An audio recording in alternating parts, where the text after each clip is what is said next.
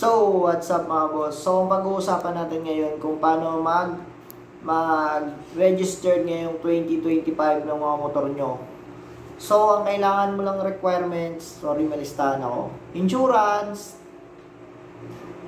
mag-xerox ka ng ORCR, kuha ka ng insurance. Ako pala, taga-Taguig ako, so kumuha ko ng insurance sa may tuktukan, sa may M. Lowellier.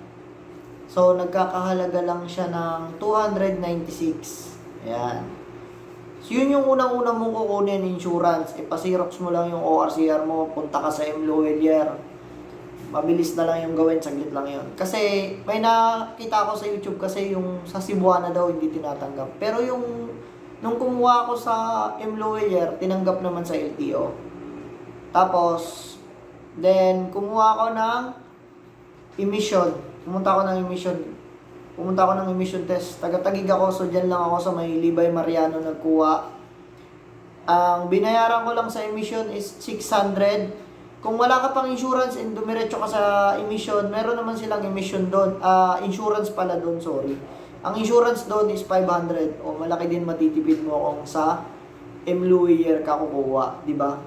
Magkano rin, meron ka rin 200. So ayun na, pag may emission test ka na, punta ka na sa, may insurance ka na, may emission test ka na, so punta ka na sa LTO. Ako sa LTO Pateros ako kumuha ng, pumunta ako sa LTO Pateros, hindi na nila chinek yung motor ko.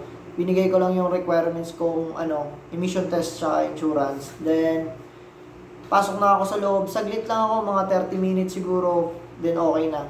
So yung binayaran ko doon is 259 pesos. Yun lang, ang saglit lang. Siguro, tumagal lang ako sa emission. Nabot ako ng 2 oras dun sa emission eh. Napakabilis lang kumuha ng, ng mag-rehistro ng motor. So, ulitin ko, ito ang mga kailangan.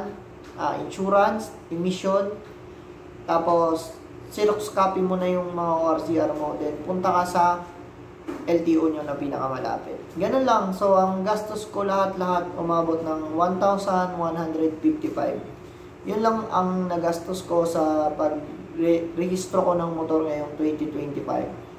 So, kung may mga tanong kayo, alam nyo na, i-comment nyo lang dyan mga boss. Sasagutin ko sa paraang alam ko. Bye-bye!